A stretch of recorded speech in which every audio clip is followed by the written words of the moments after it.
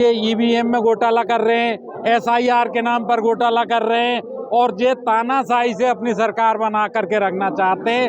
इन पर अब जनता का तो मोह भंग हो चुका है।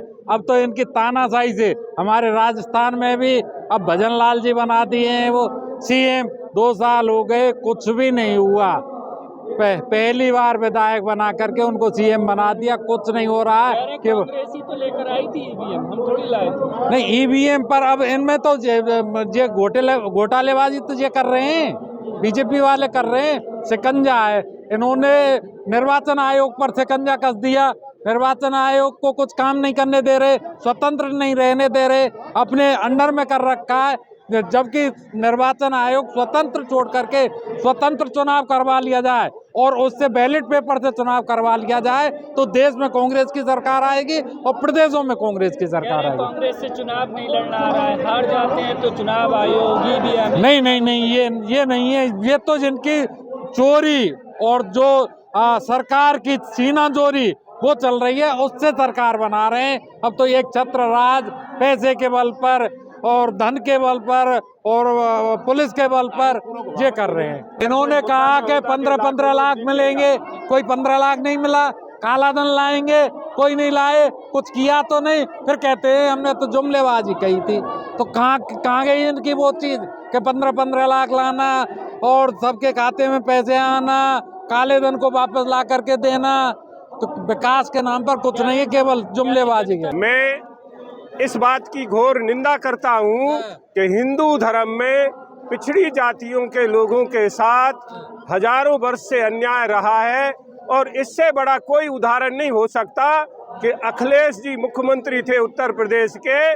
उनके मुख्यमंत्री पद से हटने के बाद उनके घर को गंगा जल से धो करके साबित किया कि भारतीय जनता पार्टी की सोच में 80% हिंदू, जो पिछड़ा है, दलित है, वह हिंदू नहीं है। 5% पूंजीपति लोग इनके हिंदू हैं, इसलिए हम इनके हिंदूवाद को खारिज करते हैं। इस देश में लाखों दलितों को बेघर किया जा रहा है, उनकी जमीनें छीनी जा रही है, उनका जंगल छीना जा रहा है, उनके अधिकार नहीं दिए जा रहे। क्या ये आदिवासी राष्ट्रपति के रहते हुए ये संभव था क्या? आदिवासी राष्ट्रपति होता तो उनके घरों के, मकानों के पट्टे उन्हें जारी होते, उनकी खेती काश्त के अधिकार उन्हें दिए जाते। उनको बेघर किया जा रहा है। कहीं उद्योगपतियों को बसाने के नाम पर बेघर किया जा रहा है, कहीं जंगल को आबाद करने के नाम पर, पर्यावरण के नाम पर बेघर किया जा रहा है, कहीं शेर और चीतों के नाम पर आदिवासियों को, दलितों को।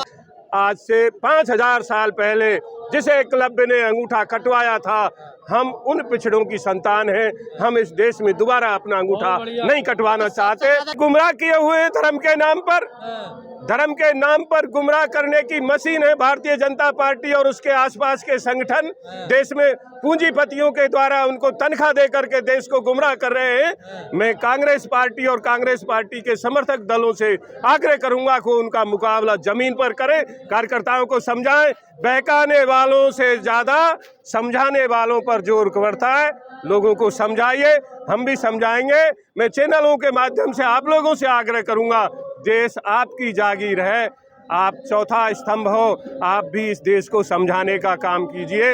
इस देश में बहुत बड़ा गदर हो रहा है, हिंदू मुसलमान के नाम पर, हरिजन ब्राह्मण के नाम पर, अस्पृश्यता के नाम पर, छुआछूत के नाम पर। देश के असल मुद्दों पर लोकसभा में चर्चा नहीं होती और देश में पूंजीवाद को थोपा जा रहा है। पहली बार हमारे देश में सरकार ये तय कर रही है कि वोट बनाने की जिम्मेदारी नागरिक की है। यह बात बहुत गलत है, दुर्भाग्यपूर्ण है।